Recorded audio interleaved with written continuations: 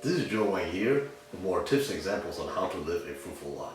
Today I'll be talking about fruitfulness in not assuming that one is being rejected. Because the thing is that a lot of times, when when I don't hear back from people, right, I usually text people, I text my friends, whenever I, whenever I need something, or whenever like I want to keep in touch with them or whatever it is, right? I mean, like usually I would just like text them, even if it's as little as hey, I hope everything is going well with you, right? And that thing kind of applies, especially to this year. I mean, because the thing is, obviously, right, 2020 is the year of the COVID-19, and the thing is that, right, ever since from March till June, like I have not been, hanging with people in a personal basis. I mean, now obviously, like, start doing a little more, but before, from March till June, there was a time when, I just pretty much just stayed at home, and yeah. And the thing is that occasionally I would text friends that say how you're doing and stuff, right? And the thing is that this actually is the video that kind of it's from like the previous video, right? Talking about the situation where one of my friends I never heard back from, right? Never heard back from, and the thing is that there were possibilities, right? There was the possibility that obviously the person got a new phone, but then the thing is there's also another possibility that the person just doesn't want to contact me no more, right? There's always that two possibilities, and the thing is that in my mind, right, even though I thought there was a possibility that he got a new phone, right, but I didn't really want to risk it. I didn't really want to risk going to his house, right? Going to his house then, or like via risk to really confirm, to make sure that that's the case, that the case is that he got a new phone or he doesn't like me.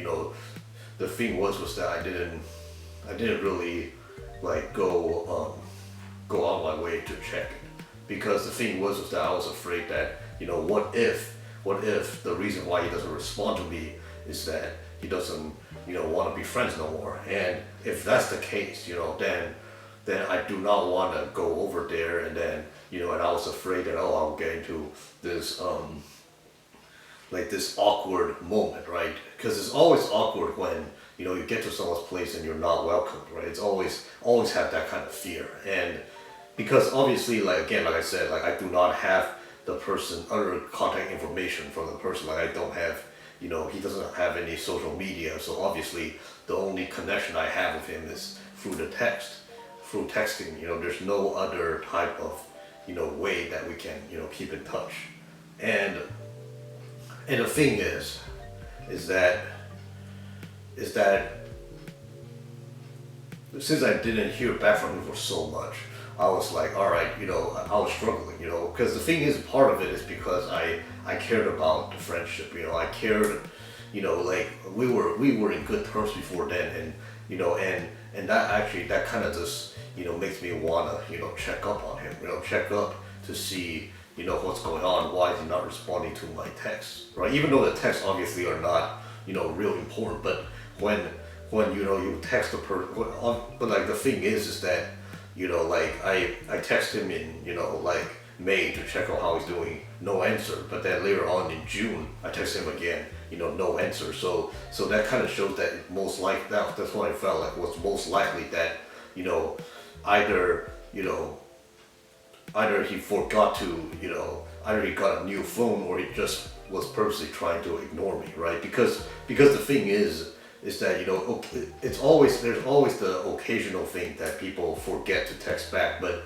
if it's multiple, especially if you have multiple texts, right, sometimes, most of the time, there's something else that's going on. Either the person purposely just ignores you, or either it's just the person purposely ignores you, or either they got a new number. But then the thing was that I wasn't sure, and so then I decided to go.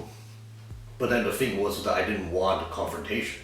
I hate confrontation. Like I would like that's the thing, I was afraid that if I go there, if the person doesn't like me, because usually that's the thing, usually that's the thing. When people don't respond to you, it's always always in society they emphasize that the assumption is that the person saw your text but just choose not to respond. That's always the assumption, always the assumption is that do not be pushy, or like just don't go, and all that stuff, right? But then the thing was that since me and him didn't really get into a major confrontation, or I couldn't think of any way that I did anything wrong to him or anything. And the last time we hung out, it was a pleasant feeling. So then I decided, you know what, like I'll just decide to go there and check out and see what's going on. And it turned out that I was glad I did.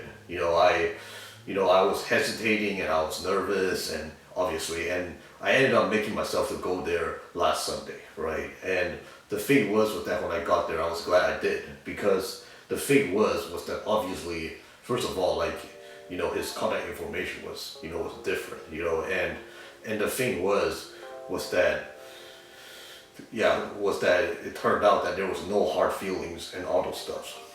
So the thing is that from this lesson I realized that, that the thing is that it's always important, to not assume that, you're being rejected just because, you're not receiving any, response back, even especially text message or like whatever it is, right? Do not assume that, you're being rejected until it's proven. Like, what I mean is like, like for me, like I was also prepared. Like I was also aware that there might be a possibility that when I go there, I would be greeted very unfriendly and the person would just, just say, hey, do not come back anymore or whatever it is, like I know that would happen. That possibility, that's a possibility, and that could be a likely educated guess. But the thing was that I wasn't sure, but I wanted to confirm it. So then I ended up just going there and, confirming it, right? So the thing is that I know this, and it's something that's really good, it's really good, because the thing is that, let's say if I never went there, if I never went to the person's house, I never checked on the person, it's guaranteed that, I would just lose a friend automatically because I lost connection, right? And I could just, and that's what I mean, just, lose a friend for no reason, because you lose a connection. Because again, I said there's no way that I can, contact the person, especially like he doesn't have any social media. Like, yes, doesn't have any social media, it's.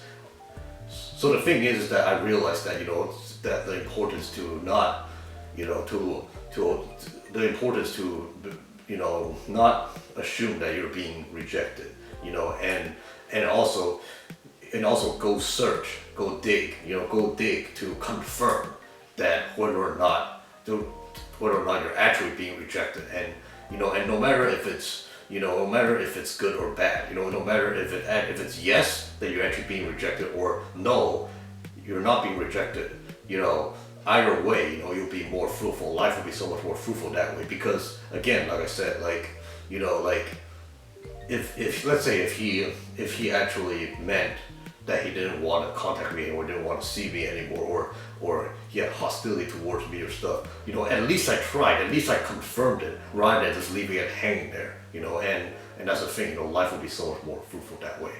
So yeah, this is all I have for today. If you want to know more tips and examples on how to live a fruitful life, please feel free to like and subscribe. Thanks for watching.